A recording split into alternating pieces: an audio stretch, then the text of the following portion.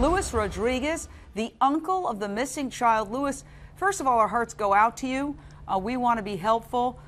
Thank you for joining us exclusively tonight. We want to keep this story alive. We want to solve this mystery, and we hope, just as you do, to bring this child back home safe and sound. Why are you speaking out publicly now for the very first time? I understand that there is a statement that you would like to read from your sister and her husband, the parents of missing Isabel. Yes, we want to first of all thank everyone for their prayers and the love that we have received, especially from the community.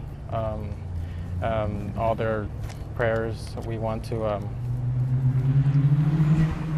to continue to pray for Isa's safe return, and ask everyone to just, continue to keep their eyes open for Isabel. We do understand that Rebecca and Sergio, they want to come out and continue to speak with the media as well. We're just trying to, our main focus is to bring Isabel home safe and sound, and we just don't want anything to jeopardize any of the investigation going on at this moment. How are all of you doing as a family? We saw Becky and Sergio, the parents of little Isa, holding each other today. Every time we have seen them, they're emotional, they're crying. How are you all holding up? What is this like for those who have no idea?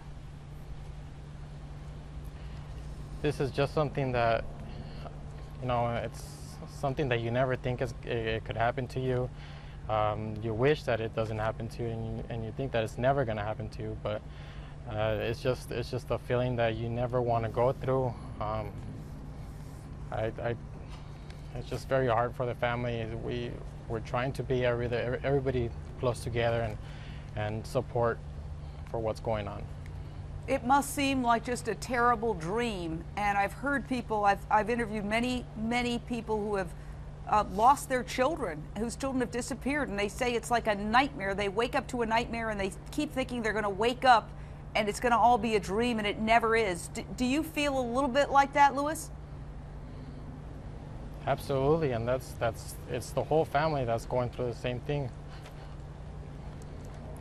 We go to sleep and we hope that it's just a nightmare, and we wake up and we're still in the same situation. Let me ask you, where and when did you hear that your niece was missing? I was at work at the moment when I got the first notice, and I came right away to assist for the look of Isabel. Well, one of the neighbors, the immediate next door neighbor, said that an uncle had knocked on her door and said, "We're looking for a child." Were you the one going around and knocking on the doors? No, and I do not know anything of that, and so I wouldn't be able to tell you. What are the parents doing every day? Because it's been about 13 days, and we saw them going into the house with detectives yesterday, one after the other, but they're not staying at the house. What are they doing on a day-to-day basis? Because we don't see them out, let's say, in the neighborhood, let's say, looking, behind shrubs, but obviously they're working hard to find their daughter. What are they doing? There's really nothing that we could do except for wait and wait for any updates that the investigators bring us. And we're usually every day, we're always together and just praying to God to bring us home safely. Luis, he's a dental hygienist, is my understanding, as well as an opera singer. Your sister is a hospital nurse. They have no criminal history. They've never had, to our knowledge, police come to the house. They've never had Department of Children and Families come to this house. They've had no history of marital turmoil, absolutely nothing. Now, they have made reference a couple of times to people who might be making demands, people who might have taken this child. Do you know any reason why anybody would want to exact revenge on them? Anybody who might have a gripe against them or a member of the family?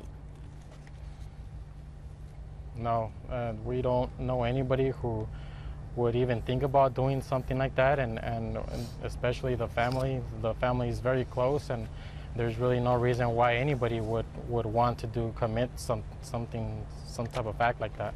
Have you seen the inside of little Isabel's room? Was it ripped up? We understand that there was a screen knocked out. Was there turmoil in there, like somebody had done something?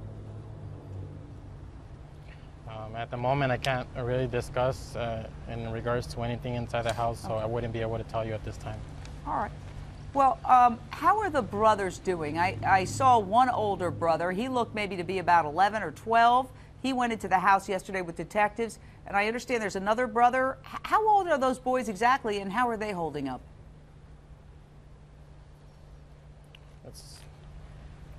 They've lost a sibling. I mean, they want their sister back, and their main concern is for her to come back safe and sound. That's their main concern, and they're really sad about the situation. They love her to death, and they're never going to stop looking for her. It must be difficult to explain to kids that age what's going on. Now, I understand the parents took polygraphs. Did they pass? What about that? Did they tell you anything about that experience? Because we just heard that just today from the police. At the moment, I'm not aware of any polygraphs that they've taken or anything like that. I'm not liable to say at this moment. Okay. Let me just ask you this question about the dogs. Because a neighbor said she was woken up at 6:30 in the morning, her dog barked, and then she heard the Celis' dogs bark, and she heard men's voices. And that was right around the time, just a couple hours before, maybe an hour and a half before the child was discovered missing. Did the dogs, did you hear anything from your sister about the dogs barking that day? I understand the way the layout of the house is. I've seen a floor map. It might have been hard for them to hear if the dogs were barking on the other side of the house. Any thoughts on that at all? Once again, I mean, these questions are mainly for the investigators. We are, at this moment, we cannot answer any type of those types of questions. If a neighbor saw that or heard, that's their perception of what happened, and at this time we cannot discuss anything in regards to that. All right. Well, Louis, first of all, I want to thank you for joining us exclusively. Again, my heart goes out to you. We are all here with the right intention, trying to help out. It breaks my heart to see this beautiful little girl and wonder what happened to her. We want to be helpful. If you have any information at all, tell us and we will get it out for you, we promise. And we want to stay on top of this because news coverage does help keep the focus on a case like this.